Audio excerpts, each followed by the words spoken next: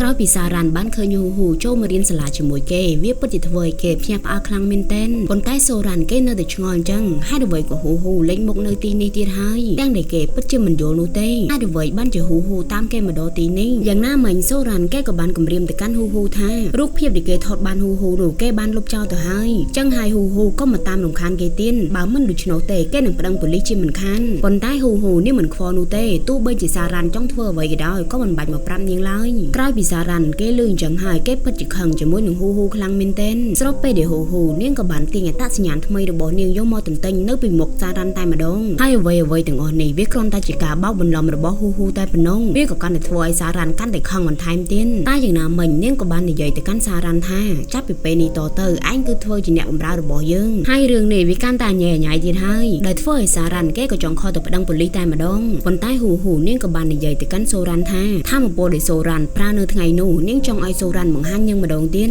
ហើយនាងក៏មិនចង់ឲ្យសូរ៉ាន់លាក់ពីធម៌ពលដ៏អស្ចារ្យមួយនេះដែរហើយនាងក៏បានប្រាប់ពីមូលហេតុដែលនាងបានកប់សារ៉ាន់នៅកន្លែងកប់សារសពមួយនោះគឺដើម្បីចង់ឲ្យសារ៉ាន់បញ្ចេញធម៌ពលរបស់គេហើយប្រសិនបើសារ៉ាន់មិនបង្ហាញធម៌ពលរបស់គេនោះឡើយនាងនឹងសម្លាប់សារ៉ាន់នៅទីនេះតែម្ដងហើយដោយសារតែការបង្ខំរបស់ហ៊ូសារ៉ាន់គេក៏បានប្រើធម៌ពលដែលនៅក្នុងខ្លួនរបស់គេដែលគេមិនធ្លាប់បានបញ្ចេញសោះតែម្ដងដោយលោកតារបស់សារ៉ាន់គឺមិនឲ្យសារ៉ាន់ប្រើធម៌ពលរបស់គេនោះឡើយប្រសិនបើសារ៉ាន់ហ៊ានប្រើធម៌ពលរបស់គេលុះត្រាតែពេលណាដែលសារ៉ាន់ទីតច្រកនោះទេទើបសារ៉ាន់អាចប្រើធម៌ពលរបស់គេដើម្បីការពារខ្លួនបានហើយសាច់រឿងរបស់យើងបានបង្ហាញការពេលសារ៉ាន់នៅពីតូចដែលឪពុករបស់សារ៉ាន់បានវាយដំសារ៉ាន់ខ្លាំងមែនទែនបន្ទាប់ពីសារ៉ាន់បានប្រើធម៌ពលរបស់គេទៅកាន់អ្នកដទៃប៉ុន្តែសារ៉ាន់ប្រើធម៌ពលមួយនេះគឺដើម្បីការពារខ្លួនរបស់គេនោះទេរហូតដល់សូរ៉ាន់គឺជាចេះគឺមិនស្ដាប់ឪពុករបស់គេឪពុករបស់សូរ៉ាន់ក៏ចង់វាយសូរ៉ាន់ទៀតប៉ុន្តែក៏ត្រូវបានជីតារបស់សូរ៉ាន់មកខាត់ទាន់តែគាត់នៅតែបានការរំលឹកសូរ៉ាន់អញ្ចឹងសូរ៉ាន់គឺមិនត្រូវបង្ហាញចេញពីធម៌ពលរបស់គេដែលត្រូវបានរៀននោះឡើយ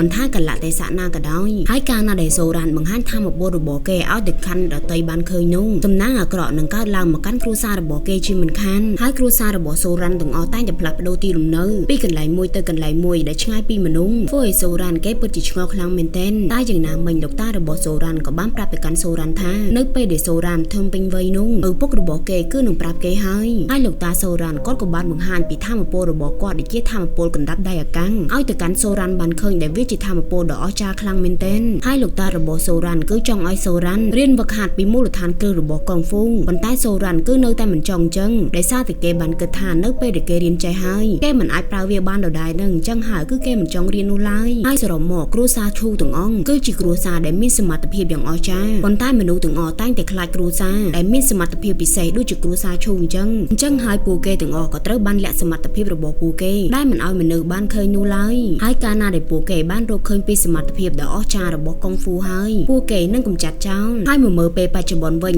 សូរ៉ាន់គេក៏បានបង្ហាញពីសមត្ថភាពដែលមានឈ្មោះថា Golden Ball ដែលមានភ្លើងពណ៌មាសព័ទ្ធជុំវិញខ្លួនរបស់គេដែលមិនឲ្យសត្រូវវាត្រូវរាងកាយរបស់គេបាននោះឡើយដែលអំណាចធម៌ពលរបស់សូរ៉ាន់ពិតជាខ្លាំងមែនទែនអញ្ចឹងហើយយើងមើលការប្រយុទ្ធរបស់ពួកគេទាំងពីរនាក់ទាំងអស់គ្នាこの世には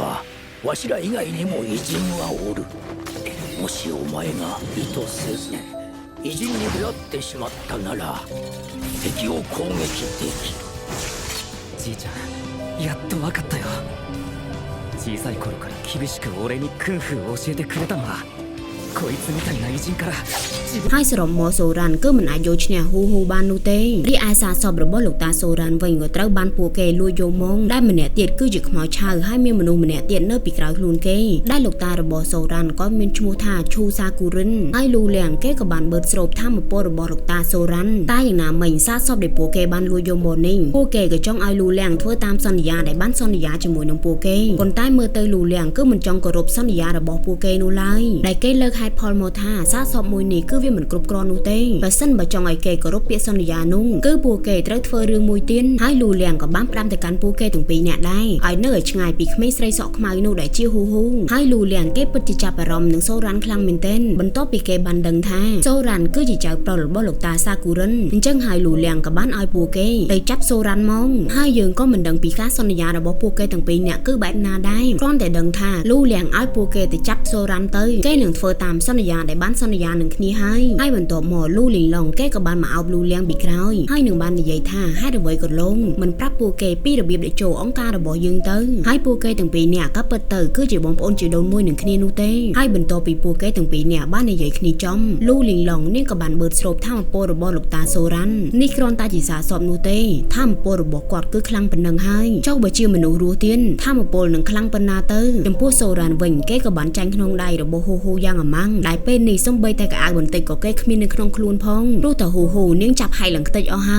ើយវាក៏ធ្វើឲ្យហ៊ូឆ្ងល់ខ្លាំងមែនទែនអានៅប្រឡោះជើងរបស់សូរ៉ាន់នោះវាជាអ្វីទៅមើលទៅបិទជាគួរឲ្យខ្ពើមខ្លាំងមែនទែនហើយសរុបមកពេលនេះសូរ៉ាន់ក៏បានខ្លាចជាកូនចៅរបស់ហ៊ូក្រោយពីការចាញ់យ៉ាងអាម៉ាស់មុខបំផុតហើយពេលនេះគេមិនដឹងថាទៅផ្ទះយ៉ាងម៉េចនោះទេបើសិនជាគេដើរទៅមនុស្សម្នាគឺនឹងស្រែកផ្អើលជាមិនខានអញ្ចឹងហើយមានតែចាំយប់សិនចាំទៅហើយពេលយប់ក៏បានមកដល់សូរ៉ាន់គេក៏បានប្រើក្បាច់សម្រាខ្លួនរបស់គេហោះរំលងចក្រវាលហើយស្រាប់តែពេលនោះគូស្នេហ៍មួយគូក៏បានថតប្រចាំនឹងបានជាប់រូបរាងរបស់សូរ៉ាន់ហើយរូបភាពរបស់សូរ៉ាន់នេះក៏បានល្បីពាសពេញទាំងអ៊ីនធឺណិតតែម្ដងលុះដល់ពេលព្រឹកស្អែកឡើងហ៊ូនាងក៏បានយករូបភាពទាំងអស់នេះឲ្យទៅកាន់សូរ៉ាន់មើលដែលធ្វើឲ្យសូរ៉ាន់គេភ្ញាក់ផ្អើលឡើងដាច់ផ្ងាទៅហើយនៅពេលយប់ឡើងសូរ៉ាន់គេក៏បានទទួលវីឆាតមួយគឺមាននារីសស្អាតម្នាក់ដែលមានឈ្មោះថាកេនបានអេតមកគេហើយក៏ឆាតមកគេទៀតផងដែលធ្វើឲ្យសូរ៉ាន់គេឡើងសប្បាយចិត្តហើយពួកគេទាំងពីរនាក់ក៏បានណាត់ជួបគ្នានៅយប់នេះផងដែរហើយមុននឹងសូរ៉ាន់គេបានចាចេញទៅគេក៏បានបិទទូរស័ព្ទរបស់គេដោយមិនឲ្យហ៊ូតាក់ទងមកបាននៅឡើយលុះបន្តិចក្រោយមកនាងក៏បានមកដល់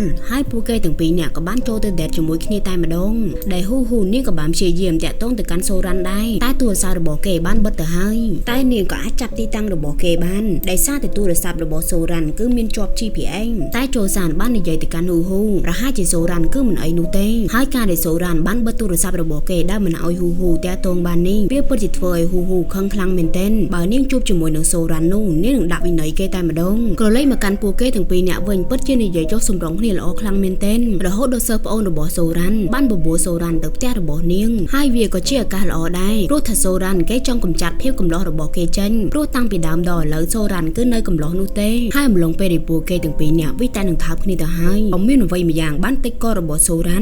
ន់គេក៏បានស្ទុះចេញពីនាងដែលនាងបានប្រើសัตว์ពឹសរបស់នាងចូលទៅក្នុងករបស់សូរ៉ាន់ហើយសัตว์ពឹសនោះវានឹងបញ្ចេញពឹសរបស់វាពេញទាំងរាងកាយរបស់សូរ៉ាន់តែម្ដងហើយបន្ទាប់មកនាងក៏ឲ្យកូនចៅរបស់នាងដែលជាខ្មោចឆៅចូលមកកាន់ទីនេះតែម្ដងដែលធ្វើឲ្យសូរ៉ាន់គេពិតជាឆ្ងល់ខ្លាំងមែនទែនថានាងចង់បានអ្វីពីគេដែលធ្វើឲ្យសូរ៉ាន់គេពិតជាខឹងខ្លាំងមែនទែនគេក៏ចង់ប្រើធម្មពលរបស់គេប៉ុន្តែគេគឺមិនអាចប្រើធម្មពលរបស់គេបាននោះឡើយដោយសារមុននោះនាងបានបិទធម្មពលរបស់គេរួចទៅហើយនឹងបានចាប់សូរ៉ាន់យកទៅហើយពួកគេក៏ជាគ្នារបស់លីងឡុងរួមទាំងលូលៀងផងដែររីឯពួកគេទាំងពីរនាក់ក៏បានតាមរកទីតាំងរបស់សូរ៉ាន់នឹងបានសន្មតថាអ្នកដែលបានចាប់សូរ៉ាន់ទៅនេះគឺជាគ្នាតែមួយដែលបានលួចសាកសពរបស់ជីតាសូរ៉ាន់មិនយូរប៉ុន្មានពួកគេក៏បានយកសូរ៉ាន់មកដល់ទីតាំងរបស់លូលៀងរួមទាំងលូលីងឡុងហើយតាមការសន្យាពួកគេទាំងពីរនាក់ត្រូវយកនាងរួមទាំងគ្នារបស់នាងចូលទៅក្រុមមួយដែលមានឈ្មោះថាសិនសៃហើយក្រុមមួយនឹងត្រូវឲ្យបានដឹងថាគឺជាក្រុមអមនុស្សធម៌ដែលនៅក្នុងពិភពមន្តអាគមដែលធ្វើឲ្យលូលៀងគេក៏បាននិយាយឡើងបើនាងចាប់ទុកថានាងគឺជាក្រុមរបស់សិនសៃហើយគឺនាងគឺជាក្រុមរបស់សិនសៃហើយប៉ុន្តែនាងគឺមិនយល់ស្របនោះទេព្រោះថាវាមើលទៅដូចជាគ្មានវិន័យឬវាគ្មានវិធីណាមួយដែលបញ្ជាក់ថានាងគឺជាក្រុមរបស់សិនសៃនោះឡើយអញ្ចឹងហើយនាងក៏ចង់ឲ្យច្បាស់លាស់ជាងនឹងបន្តិច